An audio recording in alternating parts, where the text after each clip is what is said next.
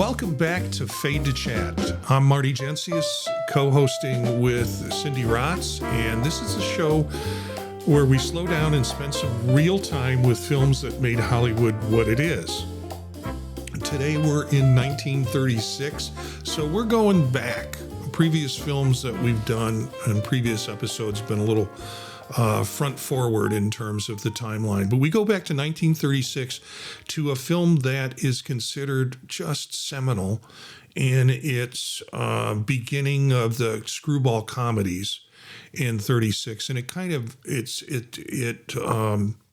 cemented Carole Lombard as kind of the screwball comedy queen during that period of time. It earned 6 Academy Award nominations, except everything but Best Picture.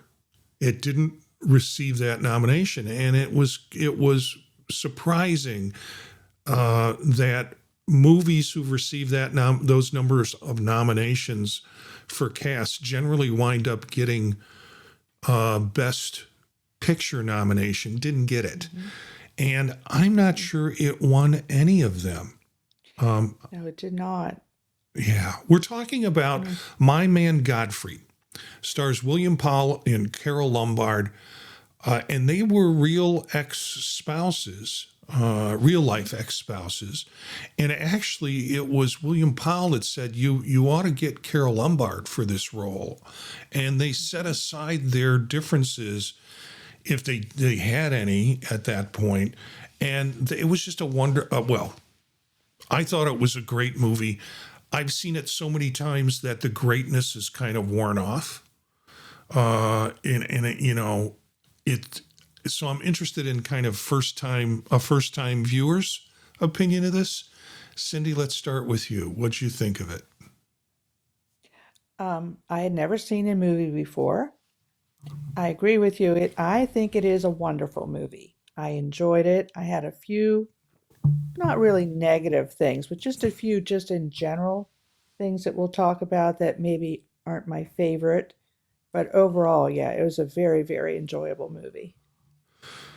Yeah, I'm glad to hear that. I think it really is a film that if you haven't seen it, you should take a look at it. And it plays enough on TCM, particularly with William Powell and Carole Lombard in it, that you might be interested in trying to pick it up that way, or do a search through your whatever system you're doing. I found it through YouTube TV, and they were able to provide me with a version that I could watch, because I don't own it. I thought I owned it.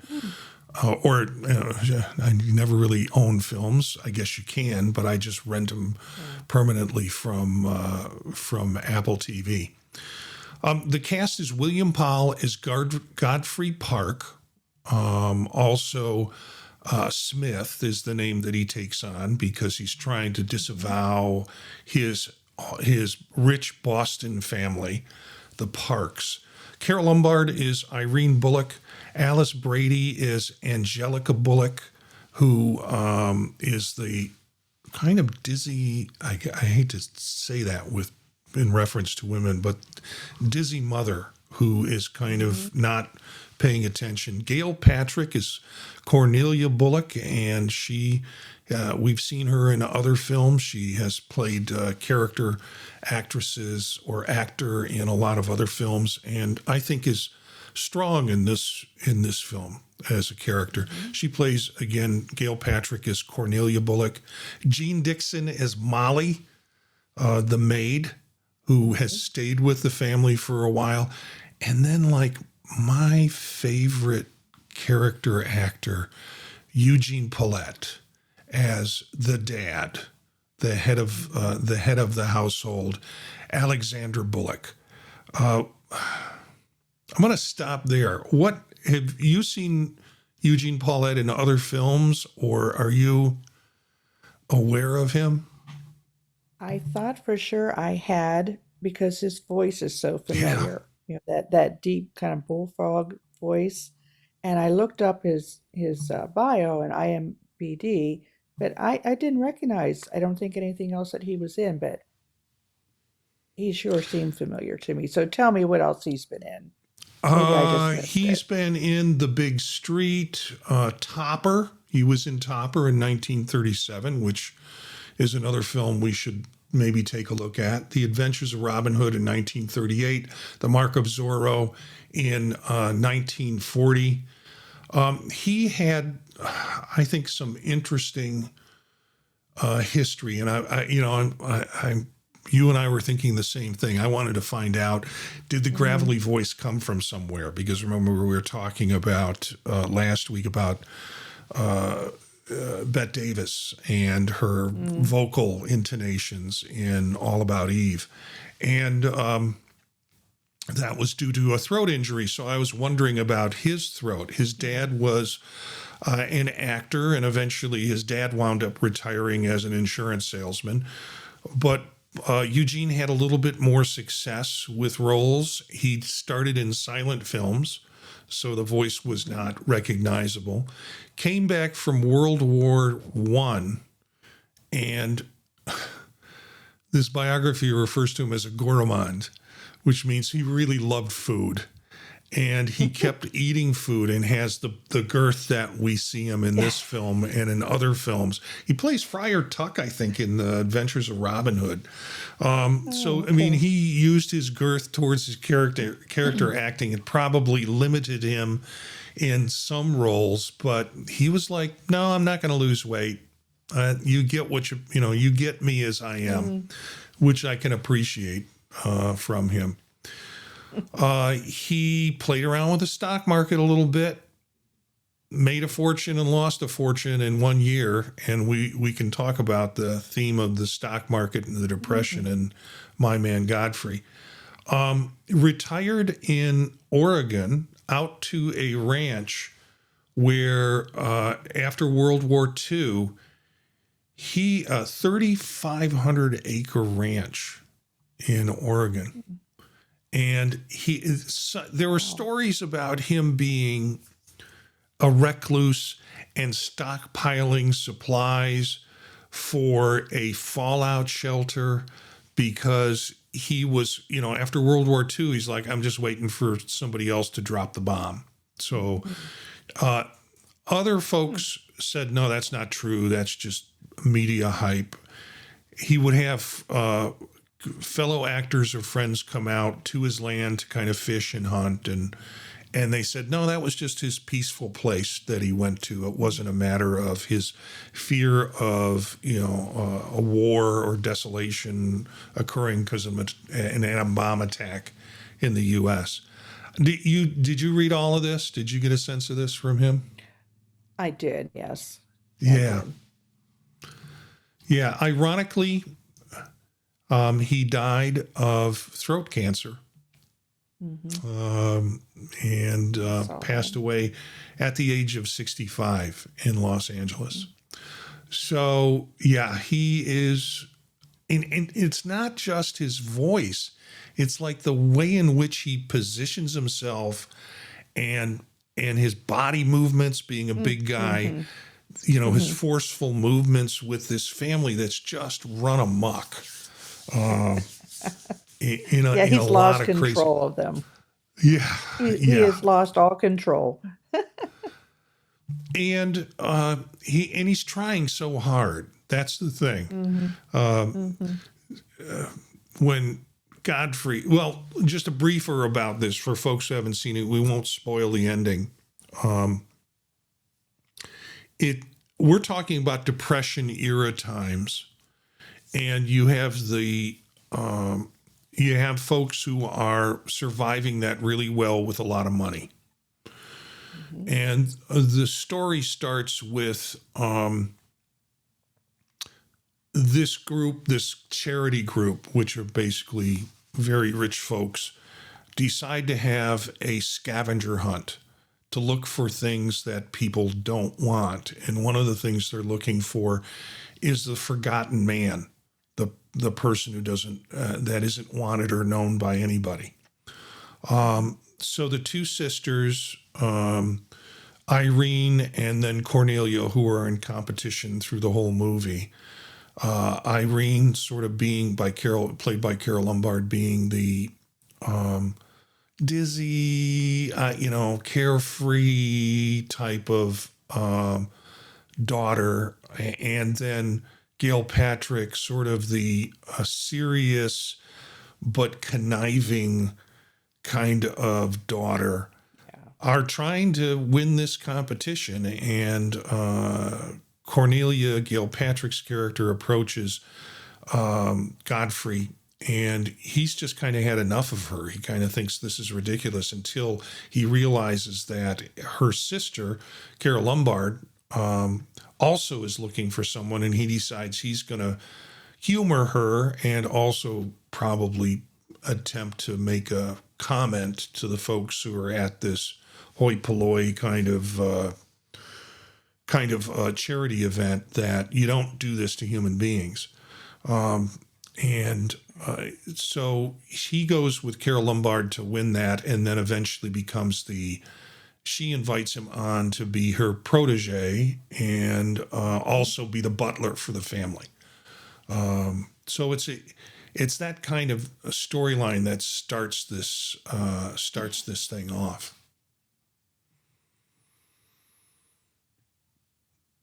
There are some other characters in here.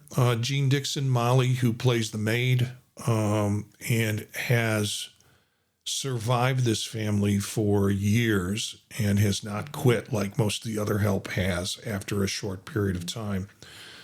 And she winds up developing an affection for Godfrey, as does, of course, Carole Lombard in the movie. And then Tommy Gray, who is a old-time family friend of Godfrey Park from back in Boston, and bumps into him acting as a waiter, and Godfrey convinces him quietly not to let the family know what's going on. So, right. And then my favorite character is Carlo. I knew that. I knew you'd say that. Yeah. Why don't you explain crazy. Carlo? Yeah. Carlo, it took me a little while to figure that out too. They referred to him as the mother's protege. I thought, what? And then her sponsor. I thought, what exactly is his role? And I read that in the earlier drafts of the script, they said he was her gigolo, but the censor said no. That was not allowed. Yeah, not in 1936. No, so they changed it. So now they refer to him as a sponsor or a protege, and he was just there all the time, just hanging out, and he kind of entertained the family and was playing music and singing. And of course, I'm sure that your favorite scene is when he did the gorilla imitation, scene. The gorilla. He was that was outrageous. And he was extremely good. It was extremely well done. Climbing up on the and jumping over the furniture. He was really good, and it was frighteningly so. I get the sense that he basically had found a sweet spot. I can live off this family, and there were these. She's sponsoring him because he has a big recital coming up, and so he needs to get ready. He was a pianist. And supposedly he was her protege with the piano. So he was an interesting character. He meets his end in the end, and you're kind of happy because the dad kind of takes control and says, you're going to not leech off this family anymore because, frankly, I can't afford anything anymore because the way the family has kind of gone nuts with spending. Right. So, yeah. I was frankly surprised. He was nominated, I think, for a supporting actor role in this. And I don't know.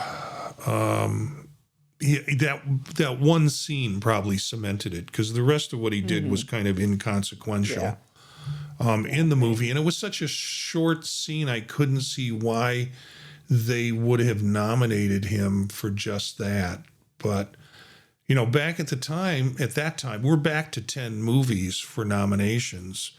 Currently, it dropped down to 5, but back at that time, they were nominating 10 movies for Best Picture, and the idea that this didn't pass that muster was surprising. So, Yeah, I knew he'd be your favorite. yeah. Well, I found him. My favorite is really Eugene Paulette is the dad, and I don't know if we're going to get that soon into favorite lines.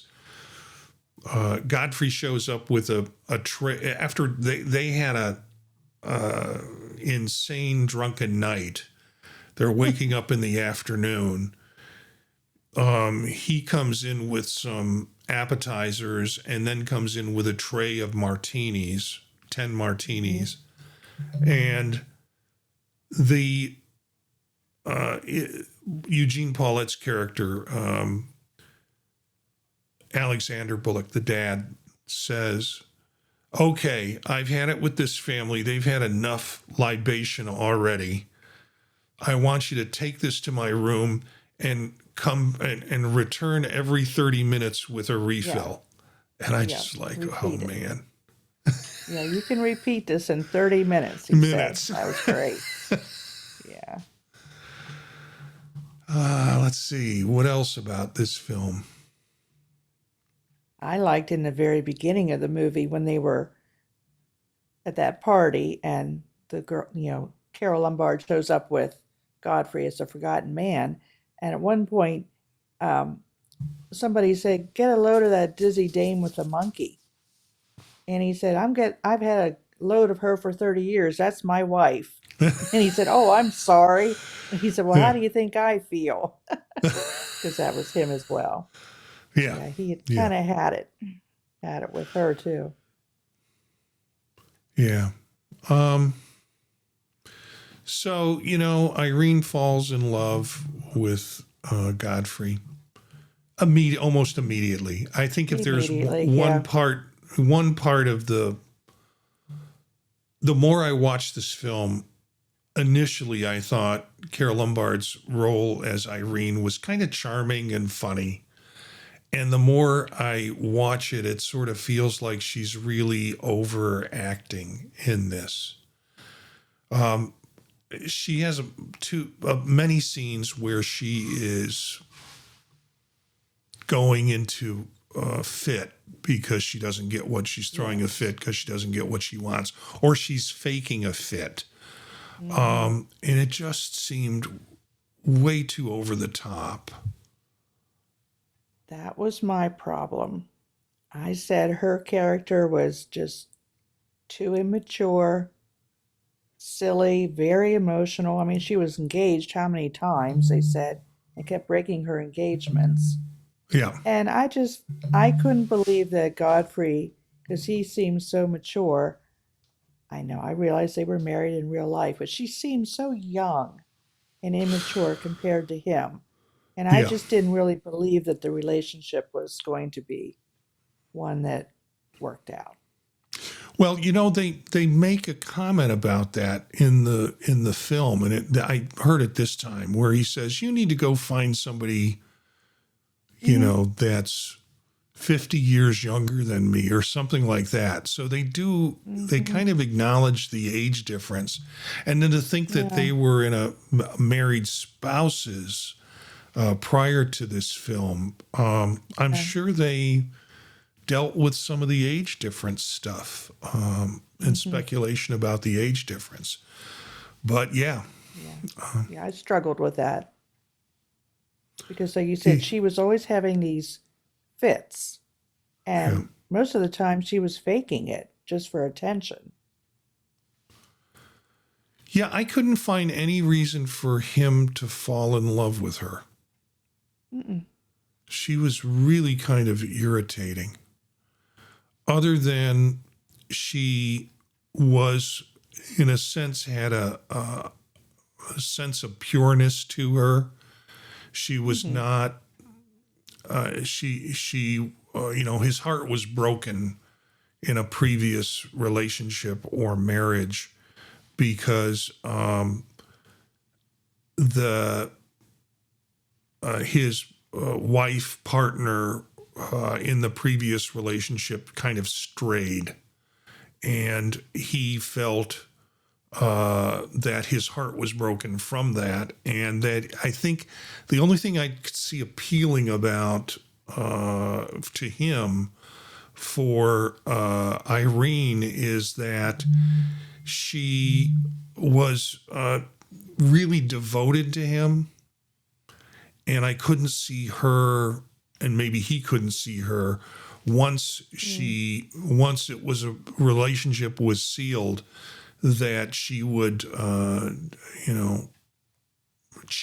out on him or cheat out on him. So that might have been the thing that was different as he talks to his friend about her. So yeah, I just had a hard time believing that he was falling in love with her. Yeah. Yeah. Yeah, there's really not much of an indication of that either. Yeah. Yeah, there wasn't enough. They're doing the dishes together, and when they're doing the dishes together, there's a little bit of that importance in terms of the relationship, and his seeing her as important, because most folks would reject somebody who was picked up at the dump, basically, and living at the dump. And she looked completely past that, which would have been different than his socialite partner that he had prior to her. So maybe that was it, but that's not necessarily the form of a lasting relationship. So. No, not enough to build a relationship on. Yeah. And let's see, what else? One of the things, and this is just my own little pet peeve, and I've noticed this in other movies from this time period, they speak so quickly. I have a hard time following the dialogue. And it just, in particular, Carole Lombard. I'm like you. I like to be doing something else and not be staring at the screen the entire time. I had to turn on closed captions. Like, what did she just say? And the mother too. It's like, what? And sometimes closed captioning didn't even catch it. Yeah. And so I have a hard time with that because I feel like I'm missing some things because it's so fast. Yeah, I am. Then let's do Howard Hawks. Yeah. I mean, there are some directors whose style, and during the comedies of that period of time, the dialogue needed to be fast, so the jokes were coming fast, so people were in a position of constantly laughing, and you see some of that carry over. We constantly talk about What's Up, Doc. I constantly bring up What's Up, Doc, which is a little bit past our time period. But they attempted to do the same thing with that film. They had so many side jokes going on with that movie and quickly happening that the idea was to keep the audience in laughter. Right. I don't know if intentionally, but that's how it was. But if you get into His Girl Friday, Howard Hawks films, his dialogue was always really quick, again, around the same time period in terms of the quick-moving dialogue. Now, you see some different things happen with directors like Robert Altman. Robert Altman did a different sort of style of that. If you've seen MASH, the original movie, or if you've seen Nashville, those films by Robert Altman, he had dialogue going on at the same time in different parts of the room. So it was hard to focus on what the dialogue was. And instead, what you got was the gestalt of what was going on in the mood in the scene. So it was, the directors kind of used that stuff intentionally or purposefully. And I think this was just the genre at that time that used the humor. I'm trying to think of more contemporary uses of those, one after another. You can't stop. You can't take a breath between laughs, kind of movies. But that can also be exhausting for audiences too. Right. Yeah. Yeah. I'm sure you read this, that Carole Lombard, she had a habit of adding some profanity, some 4-letter words to her dialogue. And they Yeah. had to reshoot several scenes because of that. Yeah. Carole Lombard was an interesting actress. She went on later to be or not to be a comedy movie that was about a troupe of Shakespearean actors that are in Poland, and it was redone by Mel Brooks in a style, but it was originally with Jack Benny in that role, and I can't remember the director's name of that version that she was in. So yeah, she kind of captured that market at that time until her untimely death. You had mentioned too, we had watched Life with Father a couple Yeah. episodes back, and you didn't care for William Powell in that movie, and you're absolutely right. He's completely different in this one. I can Yeah. see why you didn't like him in Life with Father. And he was also in How to Marry a Millionaire Yeah. with Marilyn Monroe. And Gilpatrick, I don't know if we're going to watch My Favorite Wife. She's in that movie with Cary Grant. Yeah. That would be a fun one to watch. And it also has Irene Dunn in it too, which Yes. that movie has got a lot of slapstick in it in a way too. It's a fun movie, so we'll put that on the list and get to it. Okay. Did you see Jane Wyman? I did not, but I read that she was in the party scene, and I started to go back this morning and watch it, and I didn't have time. But I know she was in the background.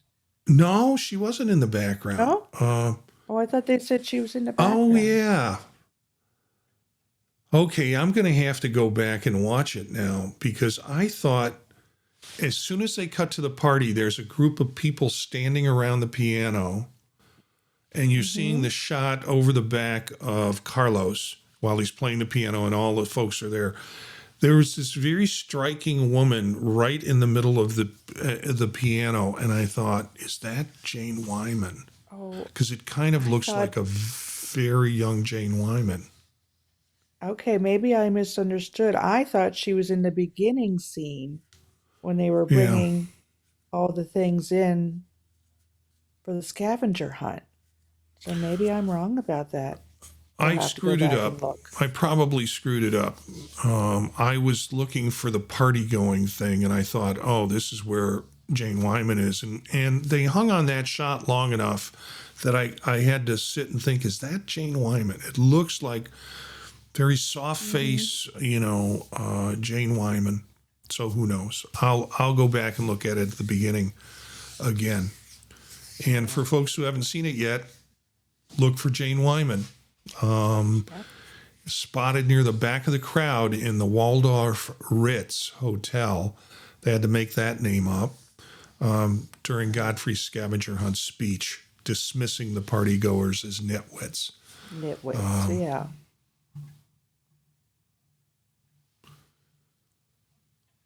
And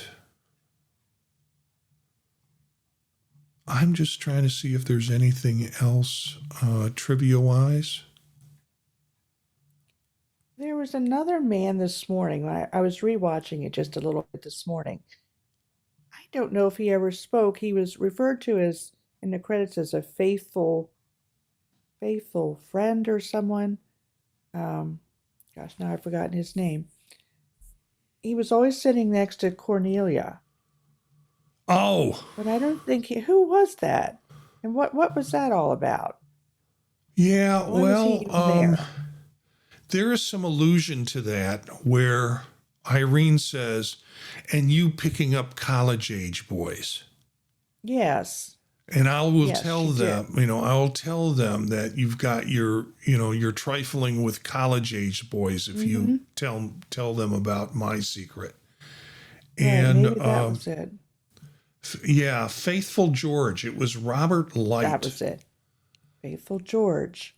But did he speak at all? I don't Yeah, think there he were did. she told him to go get on the phone and call up and ask for Tommy at the bar to pull him away from Godfrey so she can have her interaction with Godfrey. And he responds to her and he's like, what am I supposed to say? It doesn't matter. Just keep him on the phone. Okay. So we had some minimal dialogue. He was with her at the party. You see him in the background of one scene where he's sitting in the large living room and she's sitting across him and they're having a conversation in the background. So yeah, he's kind of always around and hanging on. So Yeah, I kind of really didn't even pay any attention to him. And then I thought, well, what is he doing? this is another film that we've run into a couple of these already where the copyright holder didn't renew the copyright. So it became in public domain. And what happens when films go into public domain is people scoop them up and start making cheap copied versions of them, DVDs or VHS tapes that you can pick up and buy at thrift stores and large box stores. So this was a problem. And then the copyrights were then pulled together and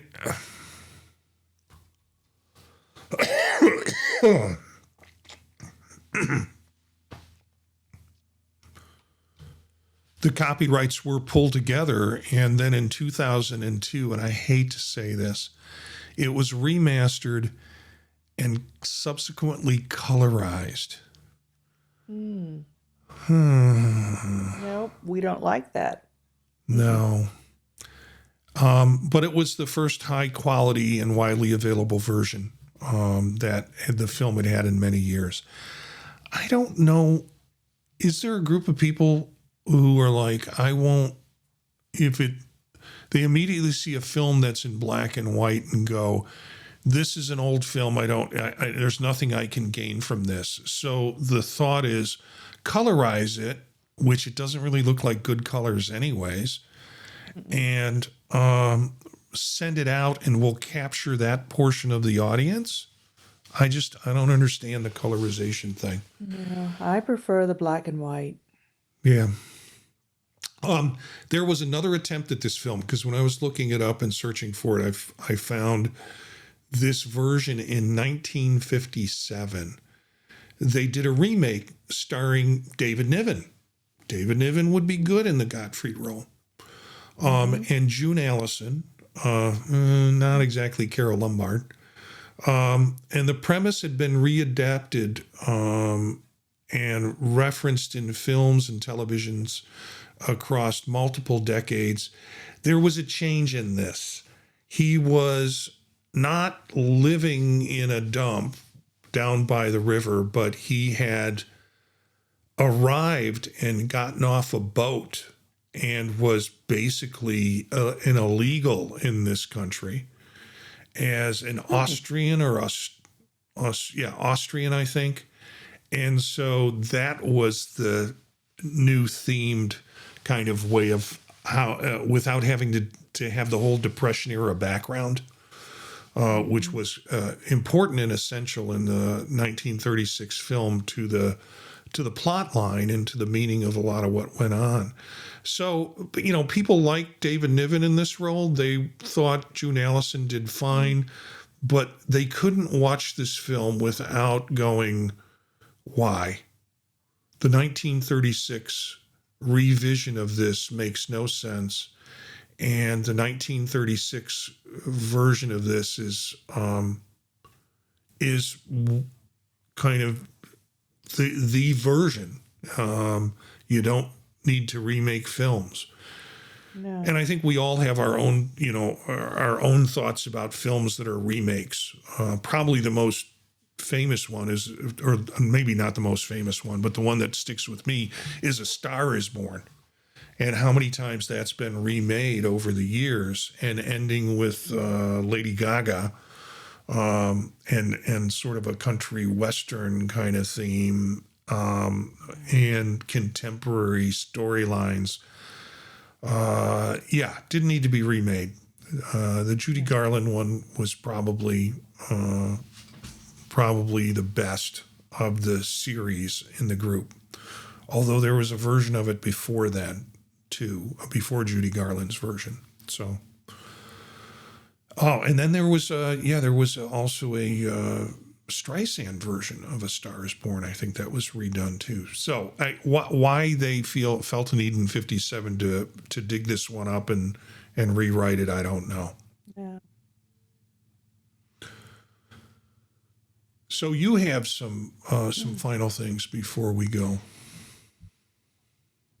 I always pay attention to the opening credits.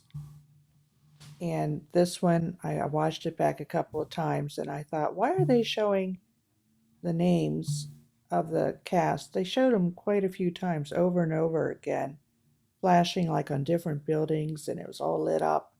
And then I realized they're panning across from the wealthy side of the town. And they're panning across, and it gradually, of course, it's nighttime. It's all bright and lit up, and it's beautiful. And all the stars and all the names are on the one side. And then they slowly pan across to the other side, to the city dump, and that's where the movie starts. So I thought, well, that made sense that they would do it that way, because it gives you that contrast between the wealthy, the family of the sisters, and they're going across the bridge, so to speak, to find Godfrey at the city dump. Yeah. I would usually not pay attention to titles that much, but for some reason, my sit down and watching it this time, I noticed that the lights come up with the actors and the roles they're playing. And they pan across, you're right, and they come to the scene of the city dump. It is a still shot. It's almost like a photograph of it that eventually fades into the same sort of frame, but with acting or with live action in it, and they pan down to the dump, all the trash coming down to start the story. Yeah. So all the interesting. trash falling. Yeah. Yeah. And then I'd like to speak about the ending without. Yeah. I don't know. I don't want to ruin it, but the ending, Godfrey redoes. He remakes the dump and he turns it into this area, for the men to live, and it's there's a big happening place, and isn't the mayor there? Isn't The mayor Carole shows Lombard up. come in and she says hello to the mayor? Anyways, there are all these people there and they have jobs, and like the one man that was at the city dump living with him, what was that gentleman's name in the beginning? He had a job then. I've forgotten his name, but anyway, they show up there, and Carole Lombard follows Godfrey there because she was so upset that he left the house. And she follows him there, and she brings food, and she just bursts right in as she always does, and it just so happens that the mayor is there, and she brings him in, and he says, "I hear there's someone here who wants to get married." Yeah. And she makes Godfrey stand up and she said, "Don't worry, Godfrey, it'll be over in a few minutes." And the end, I thought, "Oh, okay." He's just kind of standing there like, what's happening? And the minister says, join hands, know the right hands. And that's the ending of the movie. And I thought, that just didn't sit with me. It was too abrupt. It just didn't. I know that was her goal, to get her hooks in him, but he never really said, "Yes, I love you," or "Yes, I want to marry you." And the next thing we know, they're standing up being married by this mayor or whoever. He said, "Well, I don't even have to wait for the license because I know your family so well. I'll just waive that." It's like this big whirlwind thing, and it just was too abrupt, and it did it to me. It was not a satisfying ending. Yeah, I think there was a moral imperative there. She was going to come and stay with him, and Well, in order that's for true her to because she stay brought all with the him, food and and yeah. she brought all the food, and the only way that she could morally do that at the time was to be married. Okay. Okay. So it would have been considered immoral for her at the time to just kind of, I'm going to shack up with you.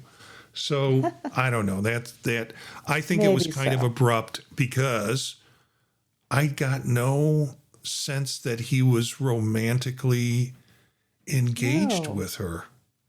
And No. so it was like, okay, here's a guy that's strong through the whole movie, is one step ahead of everybody, is helping save the family through making side investments and things like that. Hmm. And then it's like, okay, Yeah, I he think it, left. He wasn't upset when he left or anything. no. No. Although Tommy makes the comment, at the dump, which is the name of the casino, or it's not a Hmm. casino, it's a like entertainment venue, Yeah. a club. Hmm. And he makes the comment, he says, why don't you just marry her? Or why don't you just, tell her how you feel? And so, yeah, but, and Yeah, then he said, Tommy's "I'm like, getting good, I that finished the funny books. feeling again." Yeah, I finished the books. Now I want to get back to Boston. I want to go back Hmm. with the crazies in Boston. So yeah, it felt so quick. For me, it was Hmm. because I didn't get the romantic attachment between Godfrey and Irene, No. but there might have also been some moral. You can't end the story with, okay, let's go. I've got food. I forgot And about I'm going to that. live here. That's a beautiful bedroom, but I'm going to have to change the color because green reminds me of whatever. Yeah, Yeah, you're right. You're right. I had forgotten that part. yeah. Any favorite lines? Well, I said about that one in the beginning when you're talking about the wife and what dizzy dame she was, and he said, "Well, yeah, I've been getting a load of her Yeah, for 30 years."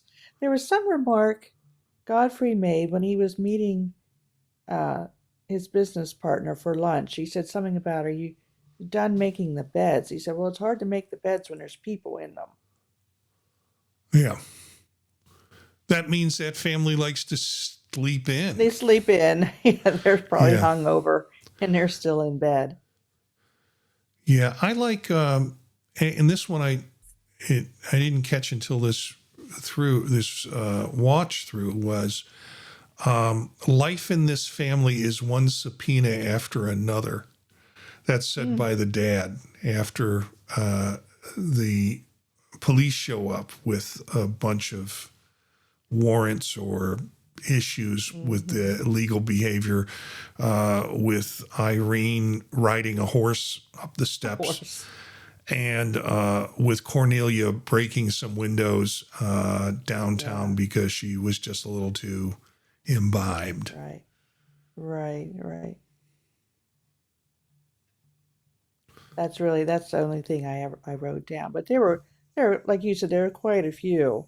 There are just so many fast. It was hard to Yeah. keep track of them all. And Molly, the maid,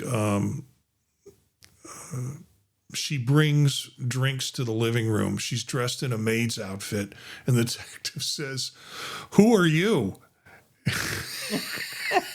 And she says, "Guess." Yeah. Yeah. So yeah, I don't know. I enjoy it. I mean, this is a film I'll watch maybe every 2 years, maybe every 3 years. I'll pick it up to watch it, primarily because of William Powell, and I appreciate Eugene Paulette's in this film.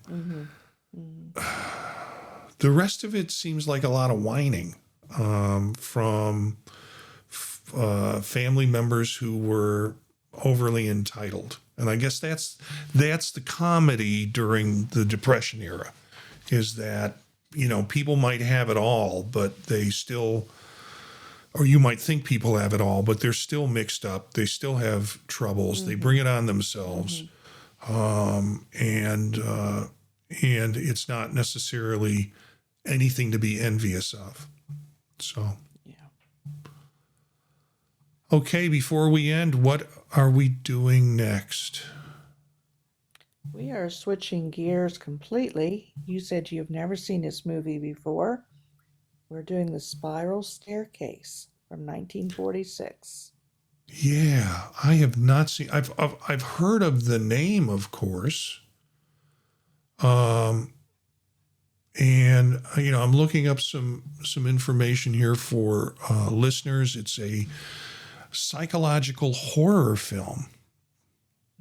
Okay, so I got to figure out the horror part of this, because horror is not They my might genre. not think horror, not horror in a sense like today's horror. Yeah, 1946 horror. yeah. It's got Robert Sotomac, or directed by Robert Sotomac, Dorothy McGuire, George Brent, and Ethel Barrymore. So some good acting and solid actors in there. Set over the course of one evening, the film follows a mute young woman in the early 20th century Vermont town who is stalked and terrorized in a rural mansion by a serial killer targeting women with disabilities. Interesting. So I will take a look at this. It was produced by David O. Selznick. Just an interesting, looks like I've heard of it. I'm not familiar with the works of Robert Sotomac. I'll have to see what else he did in terms of films. But I'm looking at it right now. A lot of early German language films.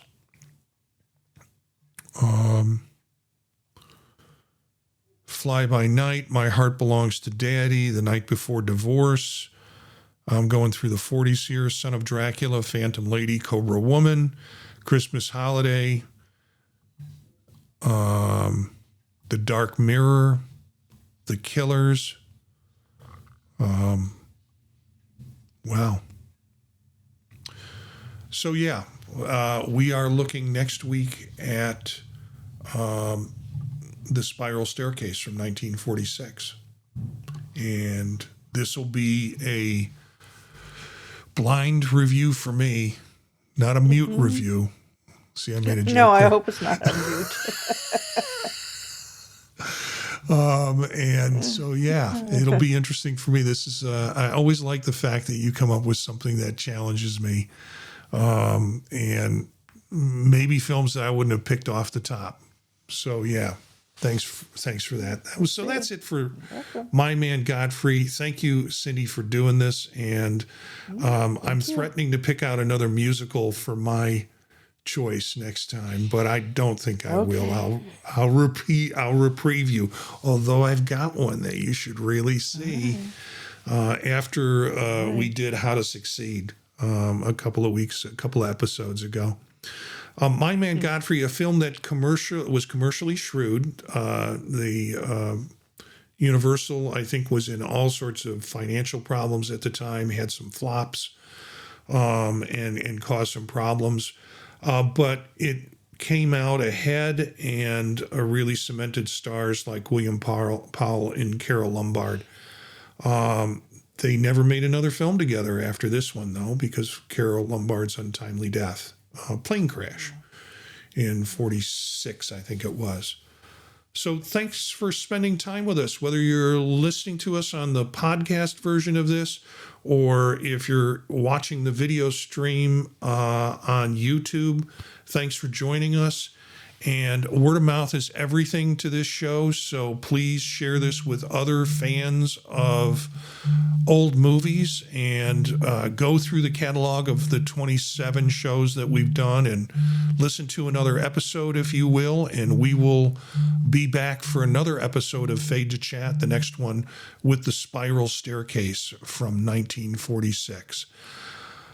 You can find all of the stuff with the Pod Talk Net's programming, and we'll get to that. I mean, I want to remind folks of MacStock, MacStockConference.com. It is a Mac interested group. Cindy and I will both be there, which is how we met, through MacStock and through mutual friends there. But if you're interested in it, take a look at MacStockConference.com. If you use the term Pod Talk, you'll get a $50 discount from joining us at MacStock. But I want to make a fair, straight, good announcement about MacStock. You can find everything, including the show notes, in the video version of this recording and also in the audio version of the recording. Lots of trivia scattered in the show notes that you might want to take a look at. You can find the video version of the recording at youtube.com/@fade-to-chat. And you can email us if you have suggestions for movies or comments, or you just want to set us straight. Email us at the podtalknetwork@gmail.com. We appreciate the subscribes wherever they come from, because that kind of helps us feel like we're doing a good job, or at least you're paying attention. Other projects that I'm involved in, and including main podcasts you can find, and other shows that I'm on, you can find at thepodtalk.net. Remember, the difference between a man and a derelict isn't always a clean shirt. So says Godfrey. Join us again. Thanks for joining us now. And in the meantime, keep the projectors